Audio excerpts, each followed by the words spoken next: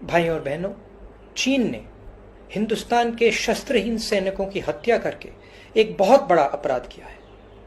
मैं पूछना चाहता हूं, इन वीरों को बिना हथियार खतरे की ओर किसने भेजा और क्यों भेजा? कौन जिम्मेदार है? धन्यवाद। गलवान घाटी के युद्ध में आपको पता होगा कि वो झड़प कैसे हुई। वो झड़प हुई हाथों से, मुक्कों से, लातों से और कुछ ऐसे वेपनों से जैसे लाइक डंडा हो गया। हाँ, और डंडे में चीनी सैनिक डंडे में कोई तार बांध के ले आए थे, हटकड़ी टाइप। हाँ, उससे झड़प हुई। कोई भी फायर आर्म एक्टिविटी नहीं हुई वहां पे। क्यों? क्योंकि मैं आपको बता दूं, इन 1993 एंड इन 1996 भारत और चीन में जो बॉर्डर एग्रीमेंट साइन हुआ था उसमें साफ साफ, पहले मैं 1993 के एग्रीमेंट की आपसे चर्चा करा देता हूँ।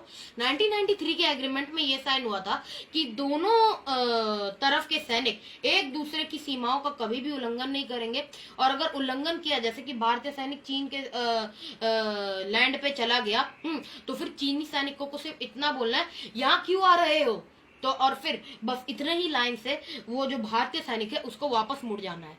हाँ, एक तो ये, और दूसरा, दोनों सैनिक जो है, भारत जो है चीन की माटी की भी रिस्पेक्ट करेगा और चीन जो है भारत की माटी की भी रिस्पेक्ट करेगा। दोनों एक दूसरे देश की माटी की रिस्पेक्ट करेंगे, कोई भेदभाव की भावना अपने दिल में, अपने मन में नहीं रखेंगे। ये बहुत मोटा मोटी बात हुआ था उस एग्रीमेंट में।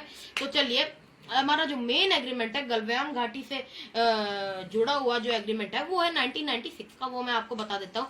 उस एग्रीमेंट में क्या साइन हुआ था? उस एग्रीमेंट में ये साइन हुआ था कि कभी भी जब भी इंडिया और चाइना के बॉर्डर में पेट्रोलिंग पार्टी पेट्रोलिंग कर रही होगी, तब न भारत के सैनिकों के पास न चीन के सैनिकों के पास फायर आर्म्स होंगे या फिर ब्लास्ट वेपन होंगे। फायर आर्म्स मतलब गन, चाहे वो हैवी वेट हो या लो वेट हो या हाई वेट हो, ओके, लाइक पिस्टल या लाइक AK-47, कुछ भी फायर आर्म्स नहीं होने चाहिए।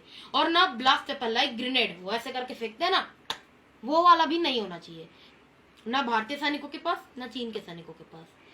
तो उसी चीज को दायरे में रखते हुए गलवान घाटी की झड़प हुई। तो अब कुछ पप्पुओं द्वारा सवाल उठाए गए हैं कि भारतीय सैनिकों के पास गलवान घाटी के झड़प में गन्स क्यों नहीं थे, फायर आर्म ब्लास्ट वेपन्स क्यों नहीं थे।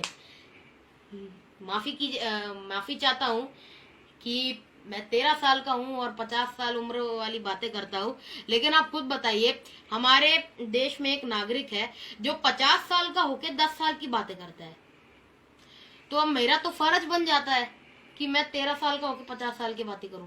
क्यों? तो बस आज मैं वही बातें कर रहा हूं।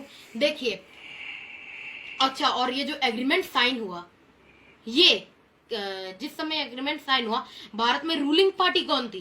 भारत में रूलिंग पार्टी थी SD देवगौड़ा की। वही SD देवगौड़ा जो अपने सपने में भी सो जाते थे, आप सबको मालूम होगा। हाँ, और वो जो एग्रीमेंट था उसको सपोर्ट कौन सी पार्टी कर रही थी? उसको सपोर्ट कर रही थी कांग्रेस पार्टी। और आप सबको मालूम होगा, अभी कुछ दिनों पहले राहुल गांधी ने कांग्रेस के अध्यक्ष पद से इस्तीफा दिया है। तो इसका मतलब वो कांग्रेस के अध्यक्ष रह चुके हैं। अब जब वो कांग्रेस के अध्यक्ष रह चुके हैं तो उनको इतना तो पता ही होना चाहिए कि उनकी पार्टी ने कौन से ईयर में कब कब कौन सा एग्रीमेंट साइन किया, और हमारे किस देशों से हमारी दोस्ती है, क्या क्या हमने पहले अपने कांड कर रखे हैं। इतना तो पता ही होना चाहिए किसी भी पार्टी के अध्यक्ष को कि हमने पास्ट में क्या किया हुआ है, क्या एग्रीमेंट साइन है। अब 1996 का जो एग्रीमेंट था वो कांग्रेस सरकार द्वारा ही सपोर्टेड किया जा रहा था SD देवगौड़ा को। तो जब कांग्रेस ही समर्थन कर रही थी इस एग्रीमेंट का, और क्योंकि राहुल गांधी कांग्रेस के ही नेता है, तो उनको तो इतनी बात पता ही होनी चाहिए थी कि इंडिया चीन जब झड़प हो रही थी गलवान घाटी में, तो फिर फायर आर्म्स क्यों नहीं उठाए गए। उनको तो ये पता ही होना चाहिए था कि 1996 में समझौता हुआ था, इसीलिए उसको मद्देनजर रखते हुए सिर्फ हाथापाई हुई, मुक्काबाजी चली, इसलिए फायर आर्म्स नहीं उठाए गए। ये अगर यही देश का हाल रहेगा, ऐसे ही नेता आते रहेंगे ना, तो मैं बता रहा हूँ देश का फ्यूचर जो है पूरा का पूरा नाली में जा रहा है, कचड़े में जा रहा है।